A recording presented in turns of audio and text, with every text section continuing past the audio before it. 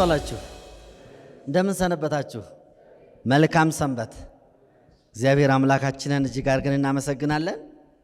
ሁላችንንም ባለንበት ስፍራ ጠብቆ ዛሬ እንዲህ ባለ በሰንበት መቀበያ ምሽት በጋራ እንድንገናኝ መገናኘታችንን ደግሞ ከእግዚአብሔር ቃል እንድናጠና እግዚአብሔርን በቃሉ አማካኝነትና በጸሎት እንድናገኘው ስለሆነ እግዚአብሔር ስም የተመሰገነ ይሁን።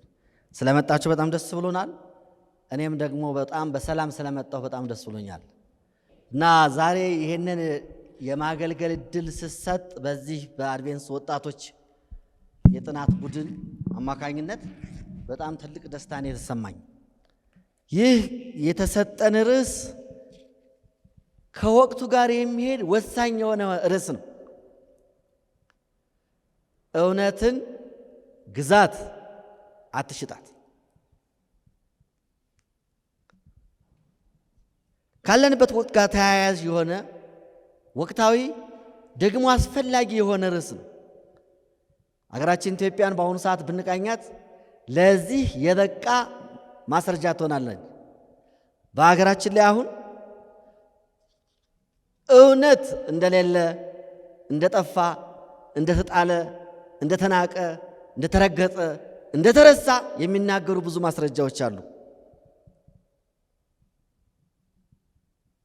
ምክንያቱም ክህደት፣ ውሸት፣ አለመተማመን፣ መገፋፋት፣ መጠላላት፣ ዘረፋ፣ ግድያ፣ እገታ፣ ሞት፣ ጦርነት፣ መፈናቀል እነዚህ ሁሉ የእውነት መጥፋት ውጤት ናቸው።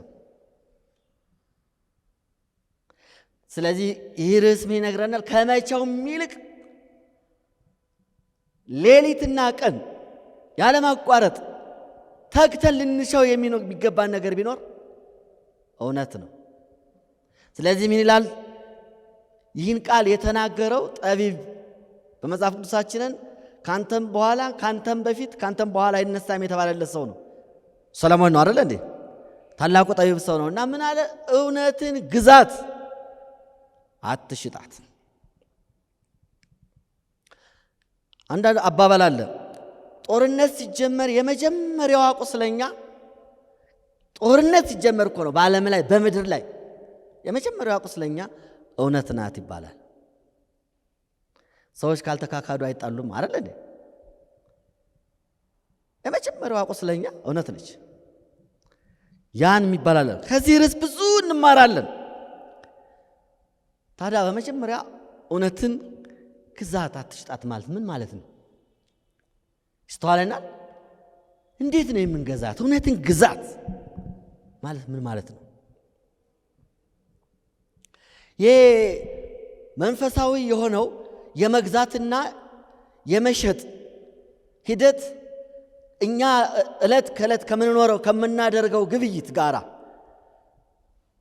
ማንኛውም ነገር የምግብም በሉት የልብስም በሉት የቤትም በሉት የመሬትም በሉት የማንኛውም ቁስ ከግብይት ከዛ ጋራ ትንሽ የሚለያይ ነገር አለው።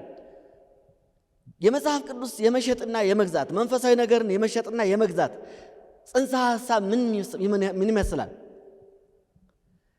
ይህን ለመረዳት ኢሳይያስ 55 ሄደን አብረን ብናነብ ደስ ይለኛል። መጽሐፍ ቅዱስ ያላችሁ ኢሳይያስ 55 ላይ እንዲህ ብሎ ይናገራል። ከአንድ ጀምሮ እናንተ የተጠማችሁ ሁሉ ወደ ውሃ ኑ፣ ገንዘብ የሌላችሁ ኑና ግዙ። ግራ የገባው ነገር ነው። ገንዘብ የሌላችሁ ኑና ምን በሉ? ግዙ። እንዴ ገንዘብ ከሌለ በምን ይገዛ? አስተውላችሁ ታንቃ። እናንተ የተጠማችሁ ወደ ውሃ ኑ፣ ገንዘብ የሌላችሁ ኑና ግዙ መባል የነበረበት ግን በእኛ ቋንቋ በለመድ ነው። በእኔና በእናንተ በሰዎች አካሄድ ግብይት የሚባለው ገንዘብ የሌላችሁ ኑና በነፃ ምን በሉ ነው? ተቀበሉ ነው መባል ያለበት። ይሄ ግን ምንድነው የሚለው? ግዙ ነው። ቅድም እንዳልኳችሁ የመንፈሳዊ ነገር መሸጥ ግብይት በስጋ ከምናደርገው ግብይት ጋር ትንሽ ይላል ይለያያል። ስለዚህ ምን አለ? ኑ ገንዘብ የሌላችሁ ኑ ግዙ ብሉ። ኑ ያለ ገንዘብ ያለ ዋጋ የወይን ጠጅ እና ወተት ግዙ ይላል ቃሉ አይልም? አሁንም በጣም ግራ የሚያጋባ ነው። ያለ ገንዘብ ያለ ዋጋ የወይን ጠጅና ወተት ምን በሉ ግዙ።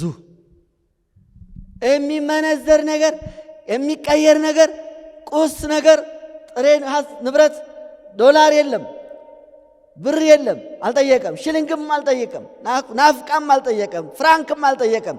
ግን ምንድን ነው የሚለው? ግዙ። ምን ማለት ነው? እና ታዲያ እንደዚህ ከሆነ ከኛ ምንድን ነው የሚፈለገው?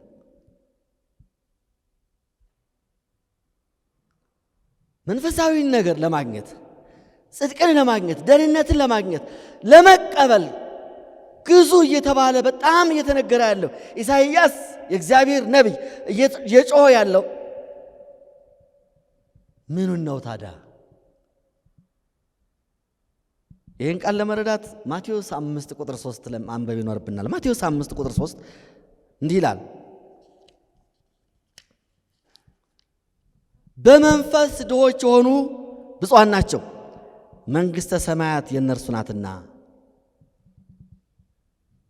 የእግዚአብሔር ያቀረበልንን ግብዣ ለማግኘት ከኔና ከናንተ የሚጠበቀው ነገር ባዶነታችንን መረዳት ብቻ ነው። እግዚአብሔር የተማጸነ ያለው ይሄ ነው። አለን ስለምንል አያስፈልገንም ስለምንል ምንም ነገር የጎደለን ነገር እንዳለ መስሎ ስለማይሰማን አረኑና ግዙት ይላል። የመጀመሪያ የምፈልገው ከናንተ ባዶነታችሁን ማለት ነው። ስለዚህ ምን አላቸው? የተመሰገኑ ናቸው በመንፈስ ምን ይሆኑ? ድሆች ይሆኑ። በመንፈስ ድሆች ይሆኑ፣ ድህነታቸውን የተረዱ፣ መንፈስ ቅዱስ እንደጎደላቸው ያወቁ፣ የመንፈስ ቅዱስ እጥረት እንዳላባቸው የተረዱ የተገነዘቡ፣ እነዚህ የተመሰገኑ ናቸው ይላል። ክብር ለእግዚአብሔር ይሁን። ሁለተኛው ደግሞ ቁጥር 6 ላይ እንዲህ ብሎ ይናገራል፣ ጽድቅን የሚራቡና የሚጠሙ ብፁዓን ናቸው ይጠግባሉና ይላል። ክብር ለእግዚአብሔር ይሁን። ጽድቅ ምን የሚሉ ይሄ ነው ከኛ የሚፈለገው ለመውሰድ ሌላ ንብረት አይደለም፣ ፍላጎት ነው። ምክንያቱም የምንገዛውን ነገር የምንገዛበት ትልቁ ምክንያት 3 ምክንያቶች ነው ያሉት። አንደኛ ስለሌለን እጥረቱ ስለገጠመን፣ ሁለተኛ ስለምንፈልገው፣ ሶስተኛ ስንወደው ነው የምንገዛው።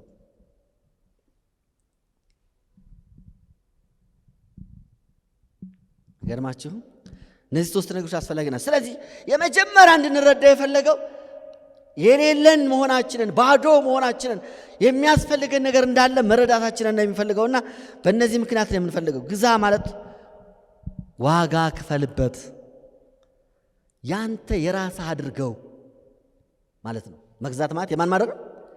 የራስህ አድርገው። እዚህ ምሳሌ 23 ላይ እዛው እንትኗ አጭር ናት። እውነትን ግዛት አትሽጣት ይልና ጥበብንና ማስተዋልን ጨምረህ ይላል ቃሉ። በዚህ ጥቅስ ላይ እያጠናው ሲሄድ እያነበብኩ ሲሄድ ደስ የተሰኘሁበትን ነገር እነግራቸዋለሁ።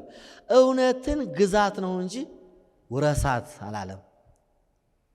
ምን አለ? ምንድን ነው ያለ? እውነትን ግዛት አትሽጣት። እንድንግዛት ብቻ አልፈለገም፣ እንድንሸጣትም ደግሞ ከልክሎናል። አትሽጣት፣ ውረሳት ግን አላለም። ይሄ ደስ ይለኛል። ሰው ሃይማኖት ከቤተሰብ ይወርሳል አይደል? ይወርሳል አብዛኛው። አንዳንድ ሰው እንዴት እንደዚህ ሆንክ ልትሉ ትችላላችሁ። ምናልባት ሌላ ሃይማኖት ከምጠራ የራሴን ሃይማኖት ልጠራና አንድን ወንድም ወይም አንዲትን እህት እንዴት አድቬንቲስት ሆንሽ ብትሏት፣ እሱ ጥሩ ጥያቄ ነው። እኔ ማለት አያቴ ቅማንቴ ቅድመ አያቴ ከእኔ 7ኛ ትውልድ ጀምሮ ቤታችን በሙሉ አድቬንቲስት ነው፣ እድሜ ዝርያችን በሙሉ። ስለዚህ እኔ ምን ሆንኩ? አድቬንቲስት ነኝ። የት ትሄድ ብለኸኝ?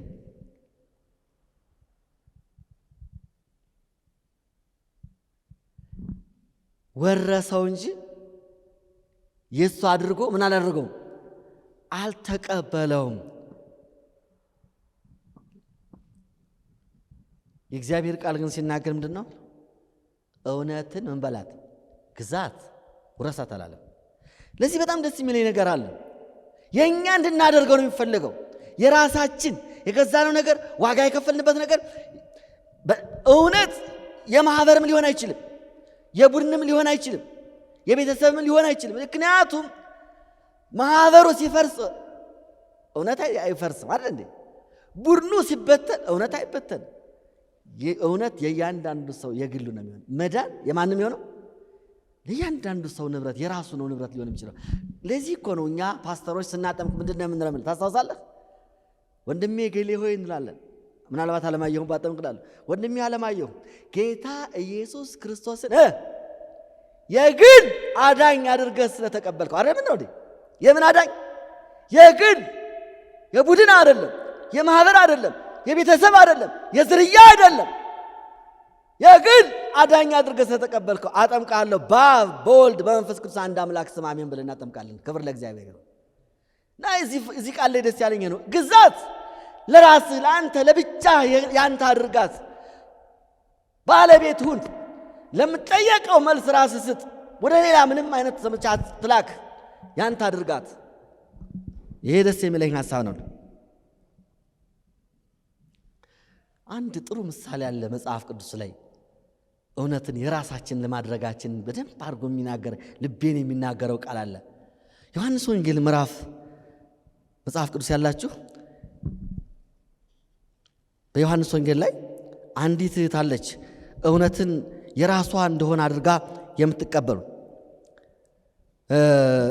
ማርያም ግን ያለቀሰች ይላል መጽሐፍ ቅዱስ ያላችሁ ዮሐንስ ወንጌል ምዕራፍ 20 ላይ ቁጥር 11 ጀምሮ። ማርያም ግን እያለቀሰች ከመቃብሩ በስተውጭ ቆማ ነበር። ስታለቅስም ወደ መቃብር ዝቅ ብላ ተመለከተች። ሁለት መላእክትም ነጭ ልብስ ለብሰው የኢየሱስ ሥጋ ተኝቶበት በነበረው በአንዱ በግርጌው ሌላው በራስጌው ተቀምጠው አየች። እነርሱም አንቺ ሴት ስለምን ታለቅሻለሽ አሏት። እርሷም ጌታዬን ወስደውታል፣ ወዴት እንዳኖሩት አላውቅም። ጌታዬ ምን ብለውታል? ምኔን እስከሰማችሁ ድረስ ነው። ምኔን ጌታችን አላለችም፣ ጌታንም አላለችም፣ ጌታቸውንም አላለችም። ምኔን ያለች? ጌታዬን ወስደውታል። የኔ ነው። ማርያም ኢየሱስ ምኗ ነበር? የራሷ ነው፣ የኔ ነው። ጌታዬን ወስደውታል፣ የት እንዳኖሩት አላውቅም አለች። እግዚአብሔር ይመስገን። ኢየሱስ ጌታሽ ነው። አሜን። ኢየሱስ ጌታ ነው። እኔ ዛሬ ኢየሱስ ጌታችሁ ነው አላላችሁም። ኢየሱስ ጌታሽ ነው ወይ ነው? የእያንዳንዳችን ነው። ጌታዬን አለ። ዝቅ ብላችሁ ስታነቡ እዛው ላይ እንዲህ ይላል። ይህንንም ብላ ወደ ኋላ ዞር ስትል ኢየሱስ ቆሞ አየች። ኢየሱስም እንደሆነ አላወቀችም። ኢየሱስም አንቺ ሴት ስለምን ታለቅሻለሽ? ማንንስ ትፈልጊያለሽ አላት። እርሷም የአትክልት ጠባቂው መስዋዕት ጌታ ሆይ አንተ ወስደኸው እንደሆን ወዴት እንዳደረግከው ንገረኝ፣ እኔ ወስደዋለሁ አለች። ክብር ለእግዚአብሔር ይሁን። እንደው ለሰውየው እንኳ እንደሚያስፈልገው ያተረዳች አይመስለኝም። አንተ ወስደው እንደሆን ምን አለች? ስጠኝ፣ እኔ ነው ያንተ አይደለም። እግዚአብሔር ይመስገን። እንዲህ አይነት ሳቢ መንፈሳዊ ሳቢ ቢኖራችሁ ምን ይመስላችኋል? የኔ ነው። በደንብ ነው እያለቀሰች ያለችው፣ እየፈለገች ነው ያለችው። መቃብር ውስጥ ውዳ ነው ያጣችው። መረድ ብላ ነው ሄደችው። በጠዋት መቃብሩ ድንጋዩ ተፈንቅሏል፣ ባዶ ነው። ክብር ለእግዚአብሔር ይሁን። የመቃብሩ ባዶነት የክርስቶስ ኢየሱስ መነሳት አይደለም እሷን እያስደሰታት ያለ። የፈለገችው አንድ አካል አለ፣ እሱን አለማግኘቷ ግን እያስለቀሳት ነው። ስለዚህ እንዲህ አለች። እዛ ሰው አገኘች፣ ማን እንደሆነ አላወቀችም። እንዲህ አለችው፣ ጌታዬን ወስደውታል። ምኔን ጌታዬን ወስደውታል። ኢየሱስ ይመስገን። አሜን። የኔ ነው፣ ጌታዬን ወስደውታል አለችው።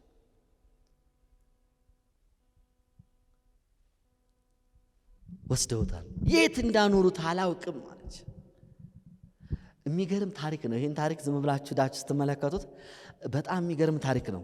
እኔ ሌላችሁ ይችል ይሆናል። አንድ ሰው ምሳሌ ቢጠቀም ቢፈቅድልኝ ደስ ይለኛል። እንዳው በሬዲዮ ድምፁን እሰማለሁ።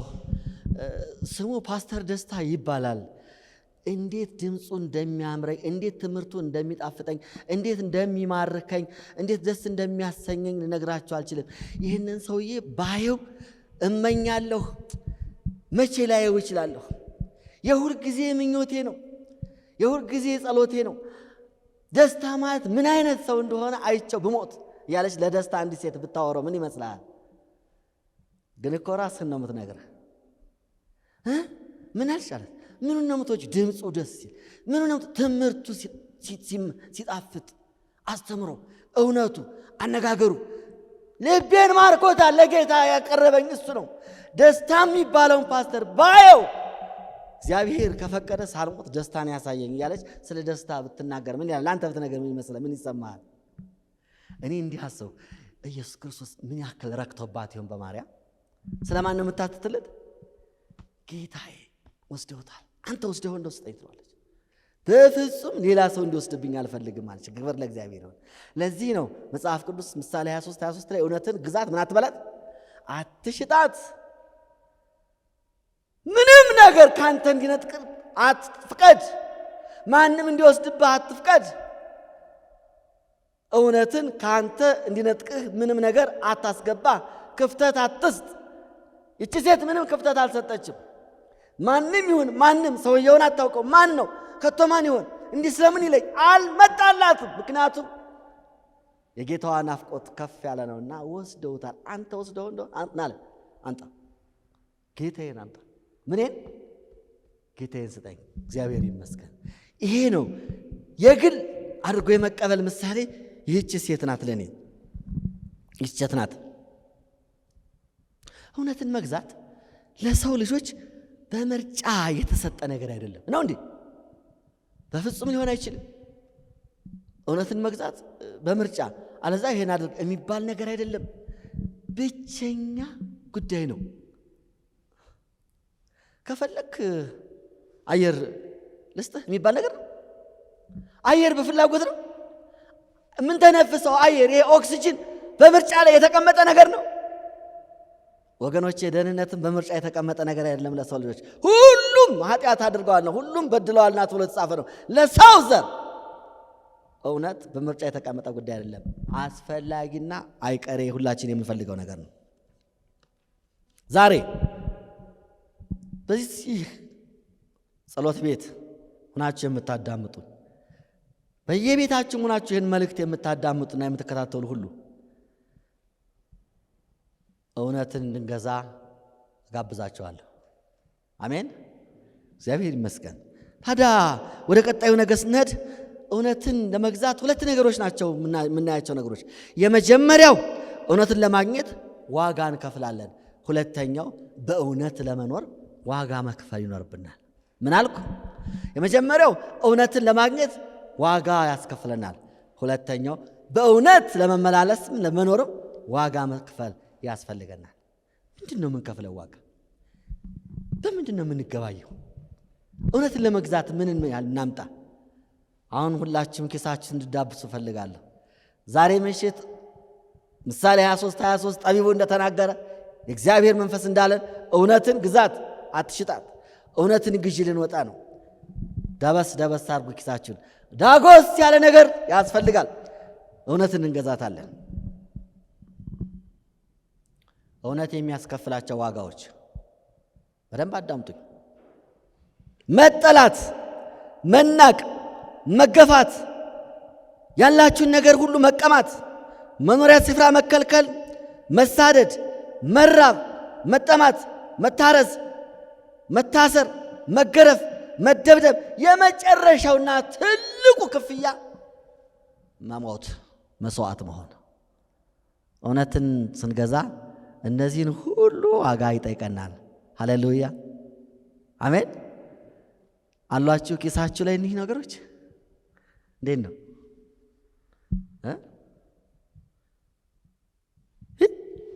ምን ትመስላለች? ኢየሱስ ጌታ ነው ቢልሽ ምንድን ነው የምትይ?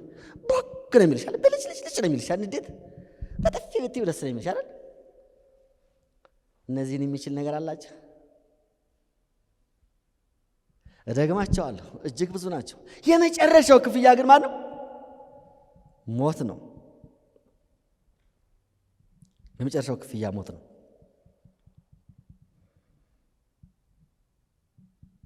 እግዚአብሔር የማይቻል ነገር ተከታዮችን አዞ አያውቅም። እውነት ነው። ታምናላችሁ አይደል እንዴ? እኔ አምናለሁ። እግዚአብሔር የማንችለውን ነገር ምን ብሎን አያውቅም? ጠይቆን አያውቅም። ግዟት ሲለንም እውነትን ግዟት ፈልጓት ሲለን የማንችለው ነገር አይደለም የሚጠይቀን፣ የምንችለውን ነው። ለዚህ ከመጽሐፍ ቅዱስ ያሉት ታሪኮችን ተሞክሮዎችን እንድንመለከት እፈልጋለሁ። የመጀመሪያው 3 ነው የምናያቸው ነገሮች። የመጀመሪያው በዳንኤል ምዕራፍ 3 ቁጥር 13 እስከ 18 ላይ 3 ወጣቶችን ታሪክ እናገኛለን። የሲድራቅ የሜሳቅና የአቤድናጎ አይደል እንዴ? 3 ወጣቶችን ታሪክ እናገኛለን። ንጉሥ ናቡከደነፆር የመጀመሪያውን ህልሙን ካየ በኋላ በህልሙ ፍች የታየው ምስል የምስሉ ወርቅ ራሱ አንተ ነህ ከተባለ በኋላ ያኔ ልቡ የተነካ መስሎ ንስሐ የገባ መስሎ ነበር። መጨረሻ ላይ ግን እኔ ራሱ ላይ ያለው ቁጥር አንዱን የማከውን ቋለና የወርቅ ምስል አሰርቶ በግዛቱ ያሉ ሰዎች ሁሉ ለዚያ ምስል እንዲሰግዱ አዘዘ። እንግዲህ ነው የሚለው ቃሉ። እነዚህ ከአይሁድ የመጡ 3 ዕብራውያን በዚያ ጉባኤ መካከል ነበሩና ሁሉም ሰው ዘቅ ብሎ ንጉሥ ላቆመው ምስል ሲሰግድ ቀጥ ብለው ቀሩ። እግዚአብሔር ይመስገን። እኔ አንዳንድ ጊዜ መጽሐፌን ሳነብ ሳለ የነበረውን ሁኔታ መሳል ደስ ይለኛል። እስለዋለሁኝ ሁኔታውን። አንደኛ ምስሉ የተቀመጠበት ስፍራ ከዚህም ከፍ ያለ ይመስለኛል። ከዚህ መድረክ ከፍ ያለ ይመስለኛል። ከመድረኩም ላይ ደግሞ ወርቁ ምስል የተቀመጠበት ራሱን የቻለ መቀመጫ አለው ከስሩ። እዛ ላይ ነው የተቀመጠው። ሁለተኛ ሜዳው በጣም አድርጎ ሰፊና የተንጣለለ ሜዳ ነው። ህዝቡ ደግሞ በምስሉ በአንድ ሳይድ ብቻ የተቀመጠ አይመስለኝም። ዙሪያውን ከቦ ምስሉ ከመካከል ላይ የቆመ ነው ይመስለኝ፣ ከፍ ብሎ የቆመ ነው ይመስለኝ። እንደዚህ ከሳልኩት በኋላ እነ ሲድራቅ እነ ሜሳቅ እና አቤድናጎ ደግሞ በሆነ አቅጣጫ ነው የቆሙት እና እንዲህ ስላለው እንዲህ ነው የሆነው። ንጉሡ እንዲህ ነው ያዘዘው። መጀመሪያ መለከት ይነፋል፣ ዋሽንት ይነፋል፣ ክራር ይመታል፣ ማሲንቆ ይደረጋል። ወደ ብዙ ሙዚቃ መሳሪያዎች በሙሉ በአይነት ጨዋታ ላይ ይደረጋሉ። ከበሮ ይበታል፣ ሰዎች ሁሉ ያሸበሽባል። በዚያን ጊዜ የመጨረሻው ድምፅ ሲሰሙ ሁሉም ህዝብ ለቆመው ለወርቁ ምስል ይሰግዳል። የመጀመሪያውን ስግደት ሁሉም ሰው ለወርቁ ምስል የሰገደ ይመስለኛል። አላችሁ የመጀመሪያውን ስግደት። በኋላ ላይ ግን 3 ወጣቶች ግን ያልሰገዱ ወጣቶች መኖራቸው ሲታወቅ ለሁለተኛ ጊዜ ሲታዘዝ ግን ሰው ሁሉ አይኑን ወደ እነማን አደረገ? ወደ 3 ወጣቶች ነው ያደረገ። ያው ማጎንበሱን አጎንብሰዋል። ወርቁ ምስል ግን የሚያይ የለም። እነማን ነው የሚያይ? ስለዚህ የተሰገደው ለነማን ነው? ለ3 ወጣቶች ነው። እግዚአብሔር ይመስገን። ገብቷቸዋል። ሁሉም ሰው እነሱን ነው ያየ ነው ዝቅ የሚለው። እንደዚህ ስላለው ሰገድላቸው እያልኳቸው አይደለም፣ ግን ህዝብ ሁሉ እያያቸው ኢየሱስ ጌታ ነው ብለው ተናገሩ። ከዚያ በኋላ ነው መጽሐፋችሁን ስታነቡት ይህ ነገር ለንጉሡ ለናቡከደነፆር ተነገረውና መጣ። ናቡከደነፆርም በብስጭትና በቁጣ ሲድራቅና ሚሳቅ አቤድናጎ ይመጡ ዘንድ አዘዘ። እነዚህም ሰዎች ወደ ንጉሥ ፊት አመጧቸው። ናቡከደነፆርም ሲድራቅና ሚሳቅ አቤድናጎ ሆይ አምላኬን አለማምለካችሁ፣ ላቆምኩት ወርቅ ምስል አለመስገዳችሁ እውነት ነውን? እውነት ነው ይሄ የሰማሁት ነገር? አላምንም፣ በጭራሽ አልቀበልም። በግዛቴ በማስተዳድራት በባቢሎን ምድር በታላቅነቴ የማያምንና የማይከተለኝ የማይሰግድልኝ የማያጎነብስልኝ የማያጎበድድልኝ አለ ብዬ እኔ ምን አልልም፣ አስቤም ገምቼም አላውቅም። ስለዚህ እንደው የነገሩኝ ነገር ሙሉ ለሙሉ እንዳለ አልወስደውም። እናንተ ጠይቄ መርዳት ፈልጋለሁ። ለኔ ያቆምኩት አምላክ አለመስገዳችሁ እውነት ነውን አላቸው። ምን ቢሉ ጥሩ ነው? የሚገርም ነው። አሁንም የመለከቱና የእምቢልታውን የመሰንቆውንና የክራሩን የበገናውና የዋሽንቱን የዘፈኑን ሁሉ ድምፅ በሰማችሁ ጊዜ ተደፍታችሁ ላሰራሁት ምስል ብትሰግዱ መልካም ነው። ባትሰግዱ ግን በዚያን ጊዜ በሚነድድ እሳት እቶን ውስጥ ትጣላላችሁ። ከእጄ የሚያድናችሁ አምላክ ማን ነው ብሎ ተናገራቸው። ሲድራቅ ሚሳቅ አብደናጎ መለሱ። ንጉሡንም ናቡከደነፆር ሆይ በዚህ ነገር እንመልስልህ ዘንድ አስፈላጊያችን አይደለም። እንደው የምትገርም አባባል ናት ይቻላል። ይቺ እንደው በዚያ ወቅት በዚያ ሁኔታ በዛ በተቆጣ ንጉሥ ፊት እንደዚህ የሚመለስ አይመስለኝም፣ የእግዚአብሔር መንፈስ ካረዳችሁ በቃል ለጠየቅከው ጥያቄ እንመልስልህ ዘንድ ይሄ እኮ ጊዜ የሚወስድ ጉዳይ አይደለም፣ አያስፈልግም ነበር። ግን ክርስቲያኖች ስለሆነ አይደለም ንጉሥ ሰው ማክበር ልማዳችን ስለሆነ እንመልስልሃለን ያሉት ይመስላል። ገብታችኋል? ግን ምን አያስፈልግም ነበር አሉት። ነገር ግን ንጉሥ ሆይ እርሱ ይላል ባድነን፣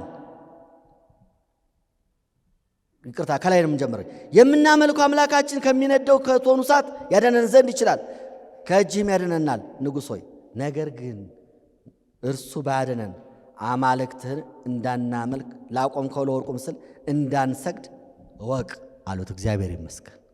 ምን በላሉት? እወቅ። አንድ ያልገባህ ነገር አለ። እውነትን ለመግዛት በቂ ገንዘብ መርዝረን ይዘናል፣ እስከ ሞት ድረስ ዋጋ እንከፍላለን አለት። አትጨነቅ፣ ምንም የኛ ጉዳይ አያሳስብህ። እውነትን ለመግዛት እስከ ሞት ድረስ ዋጋ ልንከፍል at any cost you can pay, don't worry. ሃሌሉያ፣ እግዚአብሔር ይመስገን። አትጨነቅ። ህዝቡ ሁሉ ረገፈ፣ ቀጥ ብለው ቀሩ። እግዚአብሔር ይመስገን። በብስጭት ኃይለኛ ሰዎች ተፈለጉ፣ ወሯቸው ተባሉና 7 እጥፍ ወደ ነደደው እቶን እሳት ተወረወሩ። ዋጋውን ለመክፈል ተዘጋጅተዋል። እጃቸውን ሰጡ። ምንም ለማምለጥ አልሞከሩ። ወደ እቶኑ እሳት ተወረወሩ። እግዚአብሔር ይመስገን። ግን አልሞቱም። አሜን። ዋጋው ቀድሞ ተከፍሏል። ክብር ለእግዚአብሔር ይሁን። ማን ከፍሎታል? ኢየሱስ ከፍሎታል። የእግዚአብሔር ልጅ ከውስጥ ነበር፣ አብሯቸው ነበር እና ተከፍሏል አላቸው። እናንተ ይሄ ልትከፍሉ በመምጣታችሁ ደስተኛ ነኝ፣ ግን ቀድሜ ቢላ ወራርጃለሁ አለው አለ። ተከፍሏል። እግዚአብሔር ይመስገን። ነፃ ወጡ። ተወዳችሁ ወገኖቼ፣ እውነትን ግዟት፣ ዋጋ ክፈሉና የእናንተ አድርጓት። የሚጠይቀውን ዋጋ ለመክፈል ራሳችሁን ስጡ። እነዚህ 3 ወጣቶች ዋጋ ከፍለው እውነትን ለነሱ አደረጓት። ሁለተኛ አስቴር ምዕራፍ 3 ከቁጥር 1 ጀምሮ ምዕራፍ 4 ከ1 እስከ 13 ያለውን ስትመለከቱ አንድ መርዶክዮስ የሚባል ሰው ታገኛላችሁ አይደል እንዴ? መርዶክዮስን ታሪክ ነው የምታገኙት ደግሞ እውነትን በመግዛት ዙሪያ ላይ። መርዶክዮስ ይኖርበት የነበረው የባዕድ ምድር ተቀጥሮ ይሰራ የነበረ በቤተ መንግስት ውስጥ ጥበቃ ሆኖ ነው የሚሰራው። በአርጤክስስ ቤተ መንግስት ጥበቃ ሆኖ ይሰራ ነበር። የአርጤክስስ ቤተ መንግስት ውስጥ ደግሞ ሁለተኛ ሰው ሆኖ የሚያገለግል ሃማን የሚባል አንድ የተከበረ የአገሪቱ ከአርጤክስስ ቀጥሎ ሁለተኛ ሰው የተከበረ ሰው ነበር። ወደ ቤተ መንግስቱ በሚገባበት ጊዜ በር ላይ ያደሩት ጠባቃዎች በሙሉ ሃማን ሲመጣ ምን ያደርጋሉ? ሺህ ዓመት ንገስ ብለው ባላቸው ባህል አለባበሳቸው እንዲና እንዲህ አጣፍተው አላቅም ምን አይነት ባህል እንዳላቸው ምንም ይሁን ምንም፣ ግን ሃማን ባለፈ ቁጥር ከእግሩ ስር ይደፋሉ። ያን ጊዜ አንድ ተራ ጥበቃ ቀጥ ብሎ ቆሞ ይቀራል።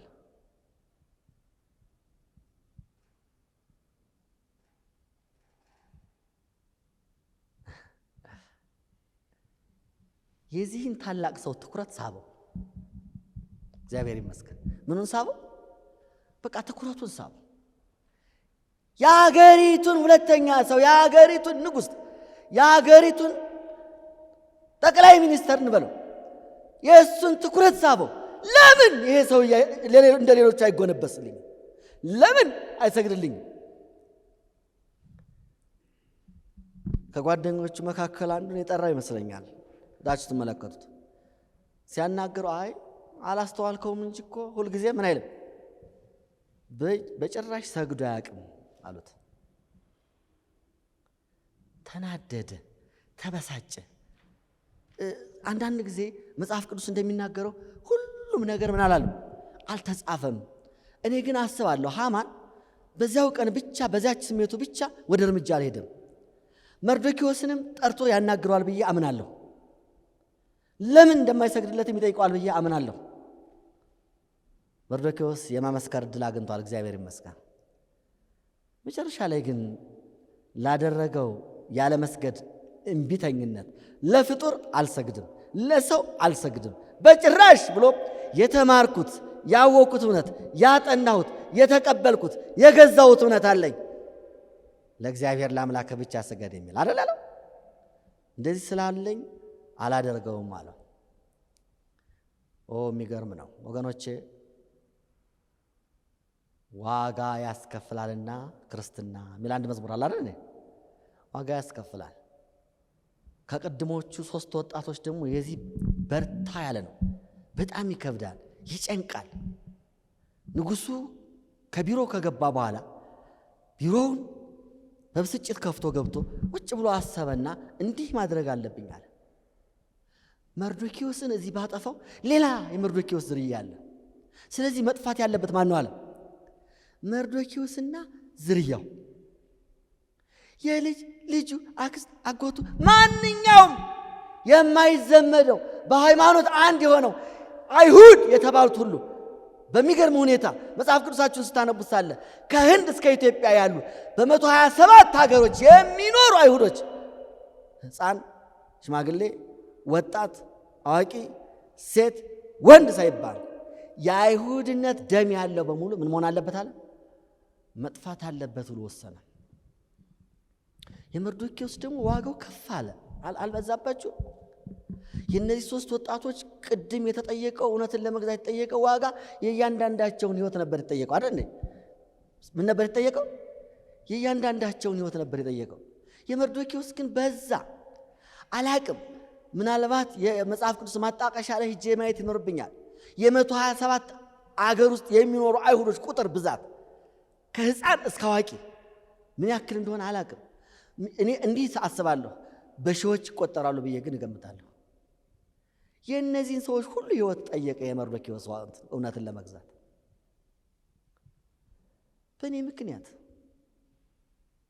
በእኔ ምክንያት ለምን የ127 ሀገር ውስጥ የሚኖሩ አይሁዶች በእኔ ምክንያት ለምን 80 ሺህ በእኔ ምክንያት ለምን 100 ሺህ ሰው ይጠፋል ነው ማለት ያለበት መርዶክዮስ። አሁን ይህን ሕግ አወጣ፣ ወደ ንጉሱ ሄደ፣ አርጤክስስን አሳየው፣ ጉዳዩን ነገረው። በንቀት በአገር ውስጥ አንተን የማያከብር ግዛትን የማያከብር ስርዓትህን የማያከብር ትእዛዝህን የማይጠብቅ ትዕቢተኛ፣ እምቢተኛ፣ ያፈነገጠ ሰው አለ። ይሄን ታውቃለህ አለው። ሊሆን አይችልም አለ። ስሙ ተነገረ። ምን አሰብክ አለው። እኔማ እንዲህ ብዬ አምጥቻለሁ አለና አርቅቆ ሰጠው። ቀለበቱን አውጥቶ አተመበት። ያችን ክፍል ብቻ ብናነባት ደስ ይለኛል ምን እንደተባለ። በ12ኛው ወር በአዳር በ13ኛውም ቀን አይሁድ ሁሉ ልጆችንና ሽማግሌዎችን ሕፃናቶችንና ሴቶችን በአንድ ቀን ያጠፉና ይገድሉ ዘንድ ይደመስሱም ዘንድ ምርኳቸውንም ይዘርፉ ዘንድ ደብዳቤዎች በመልእክተኞች እጅ ወደ ንጉሡ አገሮች ሁሉ ተላኩ። አስቴር 3 ቁጥር 13 ላይ። በቀጣዩ ቀን ሃማን ይህን ደብዳቤ መሰራጨቱን ካረጋገጠ በኋላ ወደ ቤተ መንግሥቱ መጣ። ዛሬ አለ ሃማን መርዶክዮስ ወዶ ሳይሆን ተገዶ ከፍ ዝቅ ብሎ ይሰግድልኛል አለ። ምክንያቱም ምን ሆዷል? ደብዳቤውን አይቶታልና። ደብዳቤው ደግሞ በሱ ብቻ ያነጻጸረ አይደለም፣ እርግጠኛ ነው አሁን ሃማን እንደሚሰግድለት። ለምን? በ127 ሀገር የሚኖሩ አይሁዶችን በሙሉ ነው የጠየቀው። ህይወቱ ኮራ ያለ መርዶክዮስን እየተመለከተ ሌሎቹን ጥበቃዎች ረስቷቸው መርዶክዮስ ላይ ብቻ ይሁን አድርጎ ወደ ቤተ መንግሥቱ እየተጀነነ ገባ። አይኑ ከመርዶክዮስ ላይ ነው ያለው። እግዚአብሔር ይመስገን። መርዶክዮስ አለመስገዱን አሳየው። ቀጥ ብሎ ዝም አለ። እግዚአብሔር ይመስገን።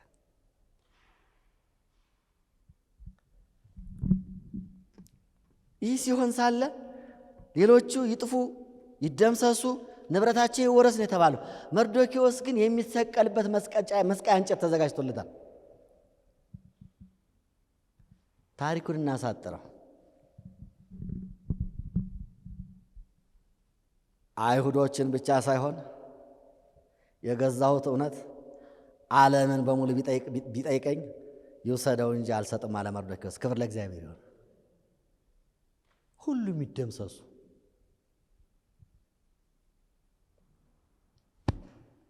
የኔ ጉዳይ አይደለም። የአይሁድ ጉዳይ የማን ጉዳይ አይደለም አለ። የኔ ጉዳይ አይደለም። የኔ ጉዳይ አንድ ነው። ለሰማሁት እውነት እሞታለሁ። ሃሌሉያ። እነዚያን መጠበቅ፣ እነዚያን ማትረፍ፣ እነዚያን መታደግ የኔ ጉዳይ አይደለም። እግዚአብሔር እንደለመደው እንደ ትናንት ነው ታሪክን ገለበጠ። ክብር ለእግዚአብሔር ይሁን። ሃማን ተሰቀለ፣ መርዶክዮስ ነገሰ። ክብር ለእግዚአብሔር ይሁን። ይህ ነው ሶስተኛውና የመጨረሻው እውነትን የገዛ ሰው ደግሞ በአዲስ ኪዳን ነው የምናገኘው። የዚህ ደግሞ ከሁለቱ የተለየ ነው። የሚገርም ታሪክ ነው እና እስካሁኑ አደፋፍሯችሁ ሊሆን ይችላል። ይሄ ምናልባት ተስፋ እንዳያስቆርጣችሁ ማቴዎስ ወንጌል ምዕራፍ 14 ቁጥር 1 ጀምሮ ነው የሚገኙ። ሙሉ ምዕራፉን ስታነቡት ሄሮድስ የሚባል አንድ ንጉሥ ነበረ። ሄሮዲያዳ የምትባል ሚስት ነበረችው። ሄሮዲያዳ ደግሞ የወንድሙ ሚስት ነበረች። አንድ መጥምቁ ዮሐንስ የሚባል የእግዚአብሔር ሰው ይህቺ የወንድምህ ሚስት ናትና ልታገባት ምን አትልም፣ አይገባም፣ ኃጢአት ነው፣ የእግዚአብሔር ቃል አታመንዝር ነው የሚለው፣ እሱን ተላልፋልና አትችልም አለው። ሴቶች እንዳትቀየሙ። ማን ቢናደድ ጥሩ ነው? በጣም ከሄሮድስ ይልቅ ባሌን አስቀረብኝ ብላ ሄሮድያዳ በጣም ተበሳጨች። እንዲህ ነው ጥርሷን የነከሰችው ልትገለው። ሄሮድስ ግን ይላል ፈርቶ ነበረ። ይህን ሰው ሁሉ ይከተለው ስለነበር ያከብረው ስለነበር ብነካው ሁሉ ሰው ሆ ብሎ ይወጣብኛ ብሎ ሄሮድስ ፈራ። የሆነ ሆኖ ግን ምን አደረገው መሰላችሁ? በጣም እሷ እንደጠላችው ሲያውቅና በዓይኑ ላይ ስለመጣበት ያዘና አሰረው፣ እስር ቤት አስቀመጠው። እስር ቤት ብዙ እንደቆየ አስባለሁ። መጽሐፍ ቅዱሳችሁ ላይ ምን ያህል ቀን እንደቆየ አይናገርም፣ ግን ብዙ የመቆየቱን የሚጠቁም ነገር አለ። እንደ ቴዎሎጂ ተማሪነቴ እንዲህ አስባለሁ። ለምን ያላችሁ እንደሆነ በጣም እንደ ሰልችቶ በጣም ከብዶት ነው መሰለኝ መልእክተኛ ላከ ወደ ኢየሱስ። ምን ነው እኔ ሳስተምር የነበረው እሱ ከኔ በኋላ የሚመጣው የጫማውን ማሰሪያ እንኳን ፈታ ዘንድ የማልችለው በክብር የሚበልጠኝ እሱ ሲመጣ የታሰሩት ይፈታሉ፣ የሞቱት ይድናሉ፣ አይናቸው የታወሩ ይበራል። እንዲህ ብዬ ነበር። ከታሰርኩ ብዙ ዘመናትን አስቆጠርኩ። አልመጣም። እንደ አንተ ነህ ሌላ እንጠብቅ ብላችሁ ጠይቁት ብሎ ልኳል አይደል? እርግጠኛ ነኝ ቀኑ በዝቶበት ነው የኔ ላከ። ጌታ ኢየሱስ የመለሰለትን መልስ ታውቃላችሁ። እሱን አሁን አልነግራችሁም። እኔ ግን ወደ ዋናው ነገር ነው የመጣው። አንድ ቀን እንዲህ ሆነ። አስሬ ነው ማስቀምጠው ብሎ አስሮት አስቀምጦታል። ሌላ እርምጃ በወስድበት ህዝቡ ይነሳብኛል ብሎ ፈርቶ ነበር ይላል መጽሐፍ ቅዱስ። አስሮት እንዳስቀመጠው የንጉሱ የልደት ቀን ሆነና ልደቱን ሲያከብር እጅግ ብዙ መኳንንቶች ተጠርተዋል። በየአገሩ ያሉ መሪዎች ተጠርተዋል። በትልቅ ክብር ቦታ ነው የተቀመጡት። የንጉሱ ሚስት የእሱ በእኛ ቋንቋ የእንጀራ ልጅ ነው የሚባለው፣ የሴትዮዋ ልጅ ናት፣ ከዚያኛው የተወለደች። እሷ መጣችና ኃይለኛ ዘፈንና ዳንስ አሳየች። ንጉሱን ደስ አሰኘችውና የምትፈልጊውን እሰጥሻለሁ ከመሐላ ጋር ማለላት እስከ መንግስት የኩሌታ ድረስ ጠይቀኛላት። በዚያ ሁሉ መኳንንት ፊት ልጅቷ በጣም ብልጥ ልጅ ነች። ሴቶች የሰማችሁ ነው። ሴቶች እኮ በጣም ጎበዝ ናቸው፣ ብልህ እኮ ናቸው። እንዲህ ሲጠይቃት ምን ማለት እንዳለባት በራ ሄደችው ወደ እናቷ ነው። አረ ንጉሱ እንዲህ ብሎ ተናገረኝ። አረ ዛሬ ምን ሆናለች? ሰማይ በአንጻሬ ተከፈተ፣ በረከት ሊመጣ ነው። ምን ልጠይቀው ትይኛለሽ? ምከሪኝ አለቻት። ያላሰበችውን ነገር ነው የነገረቻት።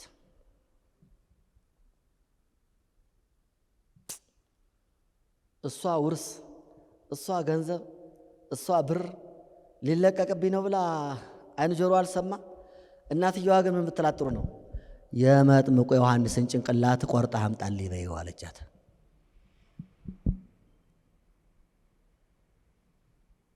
የእናቷን ትእዛዝ ተቀበለች። እየበረረች ወደ ንጉሥ ሄደች። ወደ ንጉሥ ሄደችና ይህንኑ ቃል ነገረችው። የመጥምቁ ዮሐንስን ራስ ተቆርጦ ይምጣልኝ አለችው። መጽሐፍ ቅዱስ እንዲህ ብሎ ይናገራል። ይህም ክፍል ባይጻፍ ደስ ይለኝ ነበረ። ንጉሡም አዘነ። ነገር ግን ስለ መሐላው ከእርሱም ጋር ተቀምጠው ስላሉት ሰዎች እንዲሰጧት አዘዘ። ልኮም የዮሐንስ ራስ በወህኒ ያስቆረጠው፣ ራሱንም በወጭት አምጥተው ለብላቴናይቱ ሰጧት። ወደ እናቷም ወሰደችው። ከላይ ያየናቸው ሁለቱ እውነትን የገዟት ሰዎች ታሪክ እና ይሄ ይለያያል። እነሱ ሊገዟት ጨክነው ዋጋ ሲከፍሉ ታዳጊያቸው ደርሶላቸው ነበር አይደል? ሲድራቅ ሚሳቅ አብደናጎን አብሯቸው ገብቶ ነበር። መርዶክዮስን 127 ሀገር ውስጥ የተሰራጩትን አይሁዶች እግዚአብሔር አትርፏቸዋል። እግዚአብሔር ይመስገን። ዮሐንስ መጥምቁን ግን ዝም አለው። ደቀ መዝሙሩ መስዋዕት ሆኖ ተሰየፈ። እውነትን መግዛት መስዋዕትነት ይጠይቃል። ሃሌሉያ! እውነትን በላት ግዛት። የተወደዳችሁ እግዚአብሔር ሕዝቦች፣ የተወደዳችሁ ወገኖቼ፣ እናቶቼና አባቶቼ፣ እህቶቼና ወንድሞቼ፣ ወጣቶች፣ አዛውንቶች፣ እኔ ዛሬ እላችኋለሁ እውነትን ግዛት፣ አትሽጣት። እውነት ዋጋ ያስከፍላል እስከ ሞት ድረስ። ብዙ ታሪኮች አሉ በቅዱስ መጽሐፍ ለእውነት ራሳቸውን የሰጡ ዋጋ የከፈሉ።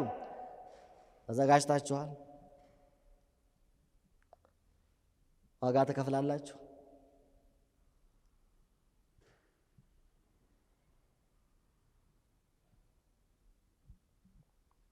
አንድ ጊዜ አንድ የታወቁ ፓስተር እዚችው መድረክ ላይ ነው አንድ ታሪክ ነግረውን ነበረ። ሁለት በጣም የሚዋደዱ ፍቅረኛሞች እንደነበሩ ነገሩን እና አንድ ቀን ቁጭ ብሎ ለፍቅረኛው ደብዳቤ መጻፍ ጀመረና ብዕሩን አንስቶ ከወረቀት ጋር አገናኘና የሀገር እሷን ሊያስደስት የሚችል ቋንቋ እየፈለገ የኔ ውድ፣ የኔ ውብ፣ የኔ ጽጌረዳ መላት ነገር የለውም። ያለ አንቺ መኖር አልችልም፣ ሕይወቴ ነሽ፣ እስትንፋሴ ነሽ፣ አንቺን ሳጣ ሕይወቴ ቀጥ ይላል ይቆማል። እንዲህ እያለ ብዙ ነገር ጻፈላትና ከታች ሲደመድም አሉ ፓስተሩ ዝናብ ካልዘነበ ነገ እንገናኛለን አላት ይላል። ያ ሁሉ ነገር በምን ተቋረጠ? በማያሟሟ ዝናብ። ዝናብ ካልዘነበ ነገ እንገናኛለን። ዝናብ ካልዘነበ ግን አይገናኙም። ወገኖቼ ለእውነት የመነዘራችሁት ዋጋ ምን ያክል ነው? ለእውነት የበጀታችሁት ዋጋ ምን ያክል ነው?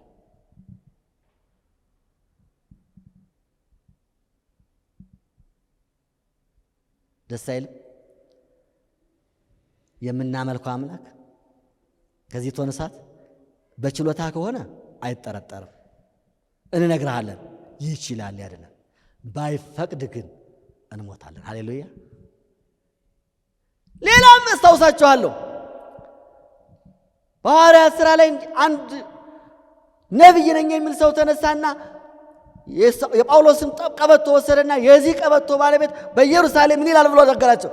ይታሰራል ብሎ ነገረኝ፣ አሁን ነቢይ ነኝና ብሎ ነገራቸው። ጳውሎስ ደግሞ ወደ ኢየሩሳሌም መጓዝ ፈልጎ ስንቅ ሰንቆ ተነስቷል። ጫማውን አስሮ እያለቀሱ ጓደኞቹ ለምንድን ነው እንዲህ የተነገረ የምትሄደው አሉት። ምን አለ? መጨረሻው ይሄ ነው። ምን አላቸው? እሱ እኔ ለጌታዬ በኢየሩሳሌም ለመታሰር ሳይሆን ለመሞት ተዘጋጅቻለሁ። እያለቀሳችሁ ልቤን አትረብሹ፣ ዞር በሉ። ሃሌሉያ! እውነትን አንድ ላይ ነው የምንለው። እውነትን ግዛት አትሽጣት። አብረን እንበለው። እውነትን ግዛት አትሽጣት። ድገሙት። እውነትን ግዛት አትሽጣት። ያንተ የግልህ የራስህ አድርጋት። ባለቤት ሁን፣ አትውረሳት። በቡድን አትጓዝ፣ በጅምላ አትገፋ። ለራስህ ቁም። እግዚአብሔር ይባርካችሁ።